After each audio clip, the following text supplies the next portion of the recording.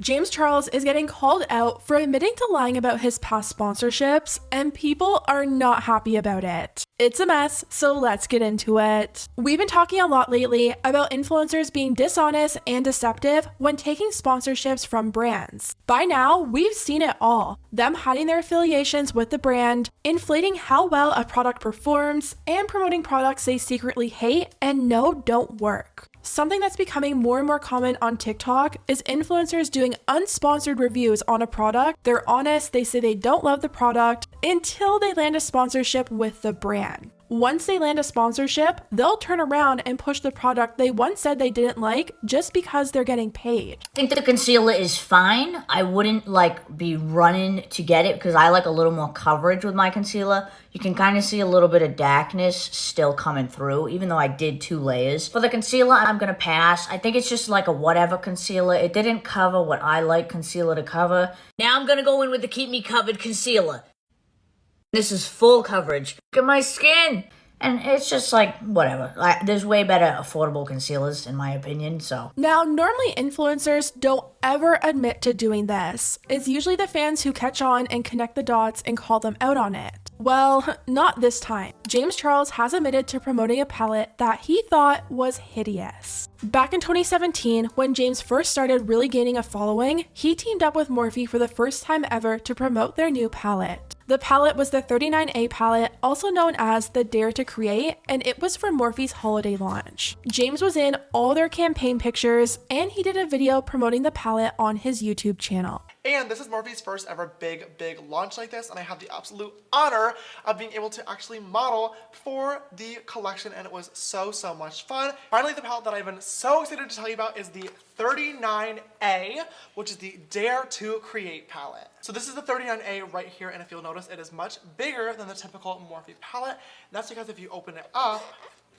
this is what you have inside. It's safe to say that James's endorsement of this palette probably pushed his fans into buying it. He had major pull in the beauty world during this time, and he was really selling this thing to his audience. Without James pushing this palette, it would have been just yet another Morphe palette. But with James being the face of it, suddenly all his dedicated fans who love and support him also wanted to support him with this launch. Well, it turns out James didn't really like the palette as much as he let on. James posted a TikTok with Lipstick Nick, and they were looking back on the last time that she did his makeup, which was for the Dare to Create campaign. And since 2017, literally when I first got into the beauty industry, and that was actually the last time that she did my makeup too, which is crazy. We hang out all the time, we're texting every week, but she hasn't glammed me in years. In fact, for some reason this has been scrubbed from the internet. This was the last time she did my makeup. James said that he felt like enough time has gone by where he can admit that that palette was hideous. For a 2017 Morphe palette called the 39...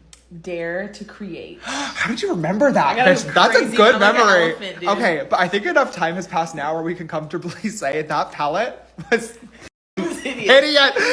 But I will say that was my first time working with Morphe, and I think they wanted to put me to the test to see if I was good to collaborate with, and that is the shoot that then got me my James Charles palette. So it was ugly, but I am grateful. Yes, blessing in disguise. And his fans were not happy with what he had to say. His comments are filled with people calling him out, writing, "So you lied to make us buy a shitty palette? Why did you promote a hideous palette? But that palette was so great when you were promoting it and making money, right? So you're a sellout. Got it. So how are we supposed to trust what you promote if you hated that palette? This is why you don't buy from influencers. Say it's the best one day, then say it's the next. Fake as The fact that he lied about it so casually too. He was like, oh well, I lied to you guys, but hey, as long as I got my deal with Morphe for my palette. It's just so dishonest and goes to show you, you cannot trust these influencers. I thought maybe he just changed his mind and now decided that looking back on it, that palette is ugly in comparison to what's on the market today. But the way he worded it made it sound like he always thought it was ugly. It's like enough time has passed that my fans won't be upset that I lied and influence them to buy an ugly palette to help my career. Remember when I said I don't buy anything from influencers? This is why. Influencers ultimately want to grow their pockets. And I'm not saying all influencers sell out, but most influencers have a price. And sometimes a brand deal, sometimes working with somebody is just meant to be a stepping stone into the next phase of their career. Which is why I say don't take any of them seriously. Don't take their friendship seriously. Don't take the parasocial relationship seriously. These people are not real because they will sell you a product that they don't even truly like to see themselves come up somewhere, somehow, some way. And you know who truly suffers in that equation? The consumer. The amount of people that have stitched this video and have been like, it's so sad because I saved my money and then I listened to James Charles because I thought he knew a lot about makeup, and then I went and I purchased that palette. It's just really sad. And this is such a common theme in the people in the beauty industry. They don't care about promoting quality a lot of the time. They just want to give you, they just want money. And they'll say whatever they need to say to get money. This is proof that you can't trust what a lot of these influencers say. I'm sure there are many beauty influencers who do only take sponsorships from brands they love and products they actually use and stand behind. But you just know some of the biggest influencers got to where they are today by lying and being deceitful. Every product that they get sent to them, they claim to be obsessed with. Every product is life-changing, and they make you feel like you're missing out on something if you're not buying it and using their code. The unfortunate reality is, you can't trust what a lot of these influencers have to say, and you really need to do your own research before buying anything. Another influencer who's been guilty of this time and time again is Macleod. Last week when I talked about her not disclosing her Essence video properly, we talked about how she put the Essence partner banner over the video for only a few seconds and hid her disclosure in her hashtags, and how that's not compliant with the FTC guidelines. A lot of people in the comments said that it's time that the brands behind these sponsorships start being held responsible for influencers not disclosing properly. At the end of the day, these brands have the power to make sure the videos that they pay for are being disclosed properly. And if they aren't making sure of that, they're being just as deceptive as the influencer posting the video. Well, it looks like we're starting to see the ramifications of Lashgate, because there's some brands now that are making sure everything checks out. Macleod just posted a video teasing Maybelline's new plumping gloss, and although the hashtag disclosure was hidden, there was something new added that we've never seen before from her. Not only was the on-screen disclosure left up for the entire video, but she also had another disclosure noting that she had lip liner under the product that she was promoting. Do you see how juicy and plump my lips look right now?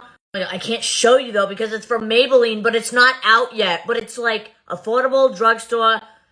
Let's just say my lips are spicy right now. Oh, I wish I could show you. What I can do is try another color.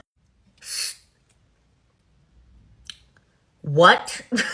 This formula? Oh, you guys are going to want to try these. You guys are going to want to try these. This is spicy, juicy, plumpy heaven. Even voluminous. There's so many colors, and I want to show you it so bad because the packaging is so freaking cute. If you want to reveal, let me know in the comments.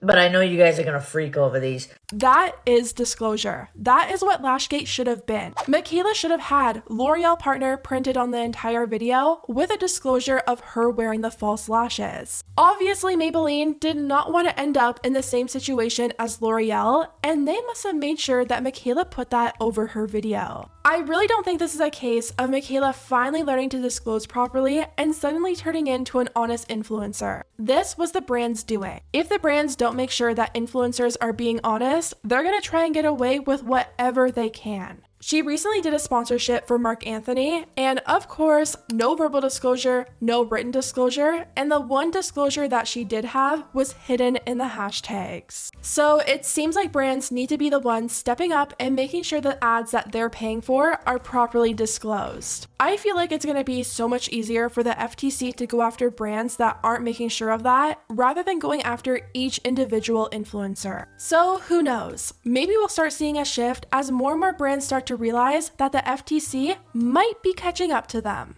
Anyways, guys, let me know what you think about everything down below, and I'll see you next time.